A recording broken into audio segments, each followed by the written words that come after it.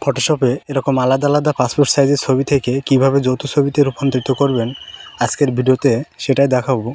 সুতরাং ভিডিওটি না টেনে শেষ পর্যন্ত দেখুন। এর জন্য আপনারা কন্ট্রোল-N চেপে একটা নতুন পেজ নেবেন। একটা নতুন পেজ নেওয়ার পরে ছবির ব্যাকগ্রাউন্ডের কালারের সাথে ম্যাচিং করে নিতে হবে। এর জন্য আপনারা এখানে গিয়ে ব্যাকগ্রাউন্ড কালারে সিলেক্ট করবেন। সিলেক্ট করার পরে ছবির ব্যাকগ্রাউন্ডে ক্লিক করে ওকে প্রেস করলে হয়ে যাবে। এবার আপনারা ম্যাজিক টুল নেবেন। ম্যাজিক টুল নিয়ে সাদা পেজের উপরে ড্রপ করে কিবোর্ড থেকে ব্যাক স্পেস প্রেস করলে হয়ে যাবে। এবার আপনারা ছবি দুটো পেজের উপরে বসাবেন। ছবি দুইটা পেজের উপরে বসানোর পরে সঠিকভাবে বসানোর পরে আপনারা ক্রপ টুল নেবেন। ক্রপ টুল নিয়ে 1.5, 1.9 এবং রেজুলেশন 300 রেখে ছবিটা ক্রপ করবেন।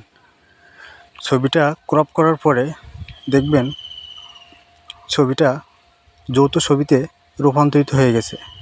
এভাবে আপনারা যৌথ পাসপোর্ট সাইজের ছবি খুব সহজেই বানিয়ে নিতে পারবেন।